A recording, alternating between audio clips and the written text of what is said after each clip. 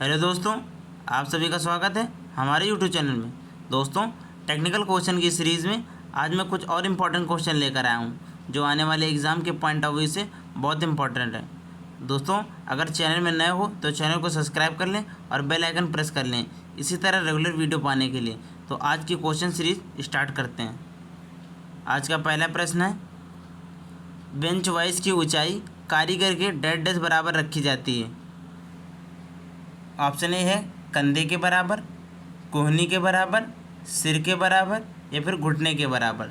तो ऑप्शन इसका B correct हो जाएगा। कोहनी के बराबर बेंच वाइज की जो हाइट रखी जाती है। ठीक है, जो बेंच वाइज होती है इसकी हाइट जो होती है वो 3.5 फीट या 106 सेंटीमीटर या फिर 42 इंच रखी जाती है। बेंच वाइज जो होती है हमारे, इसकी जो बॉडी होती है, बॉडी वो ग्रे कास्ट आयरन की बनी रहती है। ठीक है, जबकि जो इसके जा प्लेट होती हैं बेंच वाइज की, जा प्लेट, इधर देखना, जा प्लेट जो होती है, वो टूल स्टील का बना रहता है। ठीक है, नेक्स्ट क्वेश्चन देखते हैं। ग्राइंडिंग पहिए के कटाई कार में सुधार करने की प्रक्रिया कहलाती है। ये क्वेश्चन इंडियन ऑर्डिनेंस में पूछा हुआ है। ड्रेसिंग कहलाता है, टर्निंग कहलाता है या फिर कटाई कार कहलाता है या फिर फेसिंग कहलाता है। तो ये हमारा ड्रेसिंग कहलाता है। ऑप्शन ए करेक्ट हो जाएगा। ठीक है, जब कोई टर्निंग होती है, ये प्लेन राउंड जॉब के ऊपरी सतह से धातु को छीलना क्या कहलाता है? टर्निंग कहलाता है। ठीक है, फेसिंग क्या कहलाता है? जॉब की जो फेस सरफेस होती है इसको क्या करना? फ्लैट बनाना, फेसिंग कहलाता है। ये हमारा ऑपरेशन जो होता है लेथ मशीन में किया जाता है, लेथ मशीन में। ठीक है, नेक्स्ट क्वेश्चन देखते हैं। हेड स्टॉक स्पिंडल में फिट होता है। हेड स्टॉक में मतलब कौन सा स्पिंडल फिट किया जाता है? डेड सेंटर वहाँ पे यूज़ होता है, बॉल सेंटर का यूज़ होता है, रिवॉल्विंग सेंटर का यूज़ होता है या फिर लाइफ सेंटर का यूज़ होता है। तो वहाँ पे हम लोग लाइफ सेंटर का यूज़ करते हैं। ऑप्शन डी करेक्ट हो जाएगा इसका। ठीक है, इसका यूज़ हम लोग हेड स्टॉक में करते हैं, हेड स्टॉक में। जबकि डेड सेंटर जो होता है इसका यूज़ टेल स्टॉक में किया जाता है। टेल स्टॉक में हम लोग डेड सेंटर यूज़ करते हैं। इसके बाद बॉल सेंटर, इसका यूज़ बॉल सेंटर इसका यूज़ जो किया जाता है टेल स्टॉक ऑफसेट मेथड में टर्निंग करने के लिए टर्निंग में यूज़ करते हैं। ठीक है, नेक्स्ट क्वेश्चन देखते हैं। लैपिंग की प्रक्रिया की जाती है। ये क्वेश्चन आरआरबी अजमेर एएलपी 2019 में पूछा हुआ है। केवल बाहरी सतह पर, केवल अंदरूनी सतह पर, बाहरी व अंदरूनी सतह पर, उपरोक्त कोई नहीं। तो जो हमारी लैपिंग प्रोसेस होता है वो बाहरी और अंदरूनी सरफेस दोनों में किया जाता है। ऑप्शन सी करेक्ट हो जाएगा इसका। ठीक है, इसमें जो लैपिंग करने के लिए किसका यूज़ करते हैं? तो लैपिंग कंपाउंड का, लैपिंग के लिए लैपिंग कंपाउंड का यूज़ किया जाता है। लैपिंग कंपाउंड का यूज़ करते हैं। ठीक है, नेक्स्ट क्वेश्चन देखते हैं। क्वेश्चन 5 है, M10 × 1.5 थ्रेड को हैंड टैप से काटने के लिए टैप ड्रिल छिद्र का आकार क्या होगा? ये हमको थंब रूल के अकॉर्डिंग इसका फाइंड करना है। ये क्वेश्चन इसरो में पूछा हुआ है। जबकि टैप ड्रिल साइज़ का जो फार्मूला होता है, टैप ड्रिल साइज बराबर फार्मूला होता है टैप साइज -2D, ठीक है ना। जबकि जो थंब रूल होता है, थंब रूल के अकॉर्डिंग जो होता है टैब ड्रिल साइज, इसमें क्या करते हैं, टैब साइज में डायरेक्ट पिच को हम लोग क्या कर देते हैं, माइनस कर देते हैं, तो हमारा वो टैब ड्रिल साइज निकल के आ जाएगा। तो हमारा यहाँ पे M10 जो दिया टैब साइज क्या दिया हुआ है, 10 दिया हुआ है, तो 10 माइनस पिच कितना दिया हुआ है, 1.5, तो 1.5 इसको लेस कर देंगे। तो जो इसको लेस करेंगे तो टैब ड्रिल साइज क्या आ जाएगा, 8.5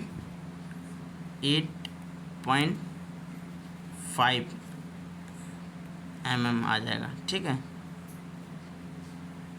इसको लेस कर देंगे ना, 10.00 में 1.5 को लेस करेंगे, 10 में से 5 जाएगा, 5 बचेगा, इधर 9 में 1 गएगा तो 8 बचेगा, तो 8.5 आ जाएगा ये ना। तो 8.5 mm टैब ड्रिल साइज हो गया। ऑप्शन इसका ए करेक्ट हो जाएगा। नेक्स्ट क्वेश्चन देखते हैं। परिशुद्धता से ड्रिलिंग हेतु जॉब को क्लैंपिंग के लिए प्रयोग किया जाता है। तो जॉब को जब परिशुद्धता से ड्रिलिंग करनी होती है तो जॉब के क्लैम्प करने के लिए किसका यूज़ किया जाता है, ये भील में क्वेश्चन पूछा हुआ है। सी क्लैम्प का यूज़ करते हैं, पिन वाइस का यूज़ करते हैं, या फिर टूल मेकर वाइस का यूज़ करते हैं, या हाइड्रोलिक वाइस का यूज़ करते हैं। तो वहाँ पे हम लोग टूल मेकर वाइस का यूज़ करते हैं। ठीक है, तो टूल मेकर वाइस यूज़ करते हैं। पिन वाइस जो होती है, पिन वाइस इसका यूज़ क्या होता है, घड़ी साज में घड़ी बनाने वाले करते हैं, पतले जॉब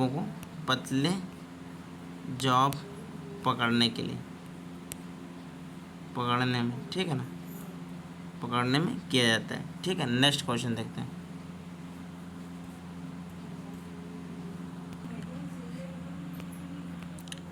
किस जिग का उपयोग बोर लोकेशन के लिए किया जाता है, ये क्वेश्चन विजाग स्टील में पूछा हुआ है। बॉक्स जिग का, सैंडविच जिग का, टेबल जिग का, या फिर पोस्ट जिग का। तो वहाँ पे हम लोग कौन सा जिग का यूज़ करते हैं, पोस्ट जिग का। ऑप्शन डी करेक्ट हो जाएगा। ठीक है, बॉक्स जिग, ये सैंडविच जो होता है इसको पतले जॉब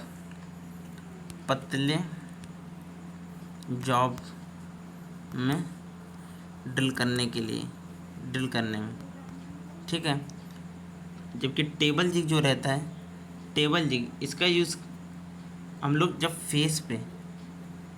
फेस में कार्य करना हो।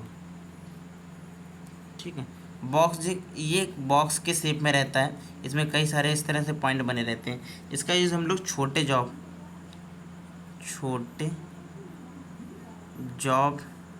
में ड्रिल के लिए, ठीक है ना, छोटे जॉब में ड्रिल करने के लिए हम लोग बॉक्स जिग, ऑप्शन इसका डी करेक्ट हो जाएगा। नेक्स्ट क्वेश्चन देखते हैं।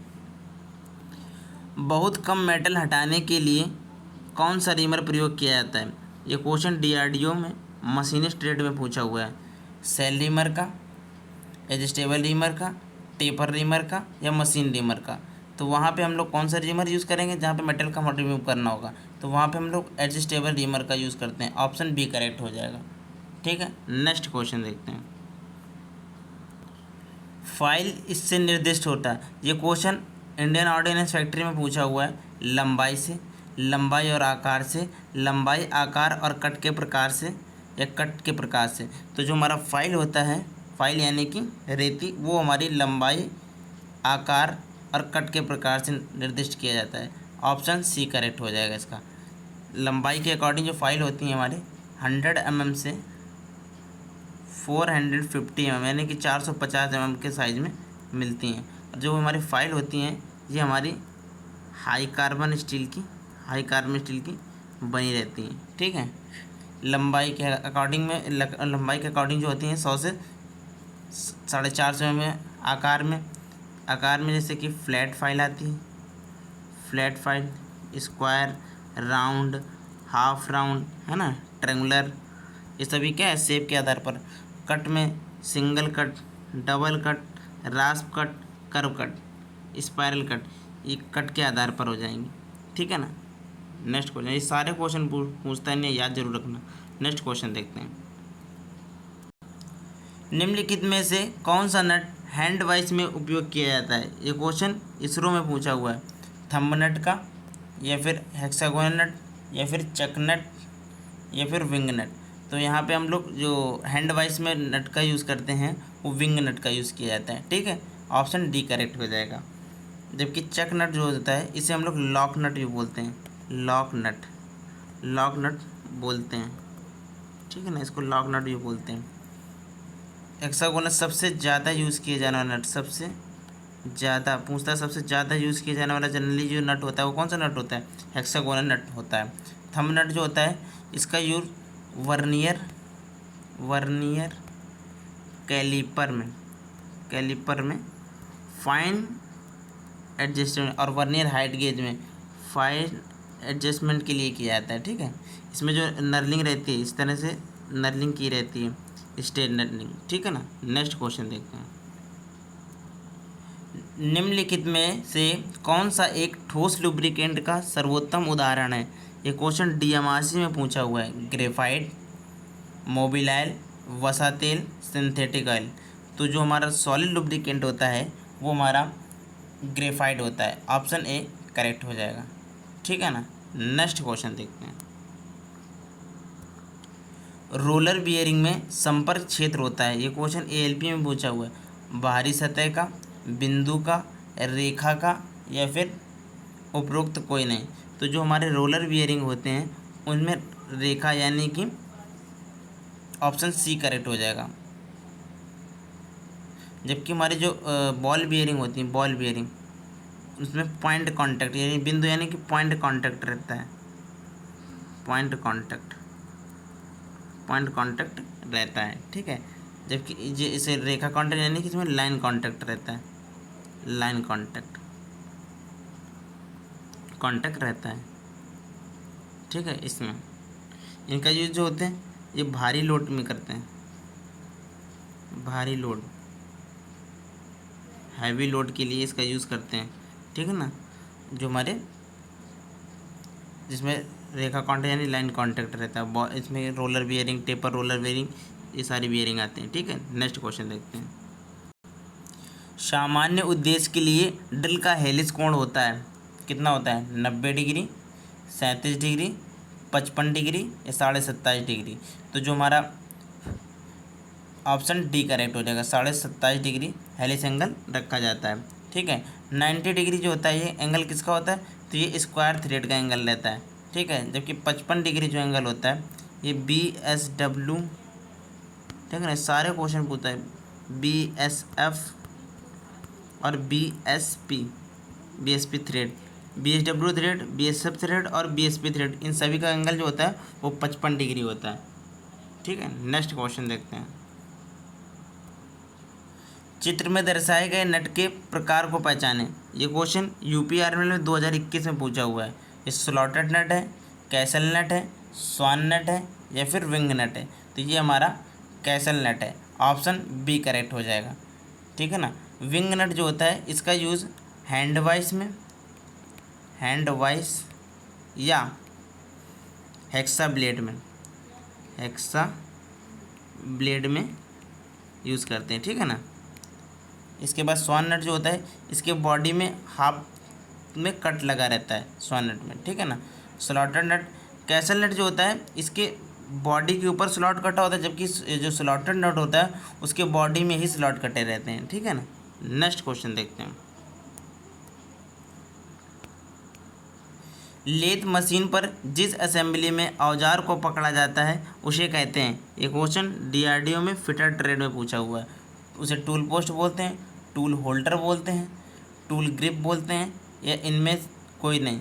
तो उसको हम लोग टूल पोस्ट बोलते हैं। इस टूल पोस्ट में जो हमारे सिंगल पॉइंट कटिंग टूल को क्या किया जाता है? होल्ड किया जाता है, होल्ड करते हैं। ठीक है ना, ठीक है, नेक्स्ट क्वेश्चन देखते हैं। लेथ मशीन में उपयोग के लिए घुलनशील तेल और पानी का अनुपात होता है। ये भी क्वेश्चन DRDO में पूछा हुआ है। 1:50 होता है, 1:30 होता है, 1:20 होता है, या 1:10 होता है। तो ये घुलनशील तेल और पानी का जो रेशियो होता है 1:20 रहता है। ऑप्शन सी करेक्ट हो जाएगा, 1:20। जो 1 लीटर क्या रहता है, सोल्यूबल ऑयल रहता है, घुलनशील तेल यानी कि सोल्यूबल ऑयल, जबकि 20 लीटर क्या रहता है, वाटर रहता है इसमें, वाटर यानी कि पानी रहता है। ठीक है, पूछता है कि इसमें किसकी मात्रा कितनी रहती है। ठीक है, तो 1 लीटर जो रहता है हमारा वो घुलनशील तेल रहता है और 20 लीटर पानी रहता है। नेक्स्ट क्वेश्चन देखते हैं। इंडक्शन हार्डिंग में प्रयुक्त इंडक्शन कॉइल निम्न में से किस धातु की बनी रहती है। ये क्वेश्चन हमारा इंडियन ऑर्डिनेंस फैक्ट्री में पूछा हुआ है। पीतल का बना रहता है कॉइल जो रहती है, कास्ट आयरन की बनी रहती है, या फिर माइल्ड स्टील की बनी रहती है, या फिर तांबे की बनी रहती है। तो जो इंडक्शन कॉइल होती है वो हमारी कॉपर की यानी कि तांबे की बनी रहती है। ऑप्शन डी करेक्ट हो जाएगा। क्यों क्यों इसकी बनी रहती है, क्योंकि जो हमारा कॉपर होता है ये ऊष्मा का अच्छा चालक है, अच्छा चालक है। ठीक है ना। इसके बाद कास्ट आयरन में पूछता है कार्बन परसेंट। तो कास्ट आयरन में जो सबसे ज़्यादा पूछता है ब्रिटल धातु कौन सी है, तो कास्ट आयरन। इसमें कास्ट आयरन में कार्बन के परसेंटेज पूछता है, तो 2% से 4% क्या रहता है हमारा, कार्बन रहता है इसमें। ठीक है। पीतल जो होता है ये हमारा किसका मिश्रण होता है, तो कॉपर प्लस जिंक का मिश्रण रहता है। कॉपर और जिंक का मिश्रण क्या कहलाता है, पीतल। जबकि जो कांसा होता है, कांसा वो कॉपर और प्लस टिन टिन का मिश्रण रहता है। ठीक है, कॉपर और टिन का मिश्रण रहता है कौन, कांसा यानी कि ब्रोंज। ठीक है, नेक्स्ट क्वेश्चन देखते हैं। केज हार्डनिंग डेड डैश पर की जाती है। हाई स्पीड स्टील में की जाती है ना, हाई स्पीड लोहे में, ढलुआ लोहे में, उच्च कार्बन युक्त इस्पात में, या मृदु इस्पात में। तो जो हमारे केस हार्डनिंग प्रोसेस किया जाता है वो माइल्ड स्टील यानी कि मृदु इस्पात में किया जाता है। ऑप्शन डी करेक्ट हो जाएगा। अभी पीछे ढलुआ लोहे में कार्बन परसेंट 2 से 4%। ठीक है, और हाई कार्बन स्टील जो होती है इसमें कार्बन परसेंट जो रहता है हमारा 0.6 से 1.5% तक। ठीक है, नेक्स्ट क्वेश्चन देखते हैं। निम्नलिखित में सबसे अधिक कठोर कौन सा है। आरआरबी एएलपी में क्वेश्चन पूछा हुआ है, mild steel, high speed steel, कांच या कास्ट आयरन। तो सबसे कठोर जो होता है वो हमारा हाई स्पीड स्टील होता है। ठीक है ना, ऑप्शन बी करेक्ट हो जाएगा। कास्ट आयरन में कार्बन परसेंट 2 से 4, और सबसे ज़्यादा ब्रिटल, सबसे सबसे अधिक भंगुर धातु, भंगुर एक भंगुर धातु है। ठीक है, पूछता है कि सबसे अधिक भंगुर धातु कौन सी है, कास्ट आयरन। नेक्स्ट क्वेश्चन देखते हैं। धातु को काटते समय अचानक लोड को प्रतिरोध करने की सामग्री के गुण को कहते हैं। ये क्वेश्चन इसरो में पूछा हुआ है। ऐसे रेड हार्डनेस बोलते हैं, कोल्ड हार्डनेस बोलते हैं, टफनेस बोलते हैं, या फिर ब्रिटलनेस बोलते हैं। तो उसे हम लोग टफनेस बोलते हैं। ऑप्शन सी करेक्ट हो जाएगा। ब्रिटलनेस जो होता है ये सबसे ज़्यादा ढलवा लोहे में पाया जाता है। ब्रिटलनेस का गुण सबसे ज़्यादा पूछता है, ब्रिटलनेस का गुण किस में पाया जाता है, तो ब्रिटलनेस का गुण सबसे ज़्यादा ढलवा लोहे में पाया जाता है। ठीक है, नेक्स्ट क्वेश्चन देखते हैं। उच्च गति इस्पात डेड डैश मिश्र धातु है। ये हमारा टंगस्टन क्रोमियम वैनेडियम से मिलकर बना होता है, निकल तांबे से मिलकर बना होता है, टंगस्टन इस्पात और तांबे से बना है, इस्पात और निकल से मिलकर बना होता है। तो जो उच्च गति इस्पात होता है ये हमारा टंगस्टन क्रोमियम वैनेडियम से मिलकर बना होता है। ऑप्शन ए करेक्ट हो जाएगा। इसमें इनका परसेंटेज पूछता है, तो टंगस्टन जो रहता है हमारा वो 18% रहता है, 18%। क्रोमियम जो रहता है हमारा वो 4% रहता है, और वनेडियम जो रहता है वो हमारा 1% रहता है। 18, 4, 1 ये परसेंटेज भी पूछता है, इसे भी याद रखना। ठीक है, नेक्स्ट क्वेश्चन देखते हैं। लोहे का सबसे अशुद्ध रूप कौन सा है। कास्ट आयरन, पिग आयरन, पिटवा लोहा, ये सभी। तो लोहे का सबसे अशुद्ध रूप जो होता है हमारा पिग आयरन होता है। ऑप्शन बी करेक्ट हो जाएगा। ठीक है, जबकि लोहे का शुद्ध रूप जो होता है वो पिटवा लोहा होता है, पिटवा लोहा। ठीक है,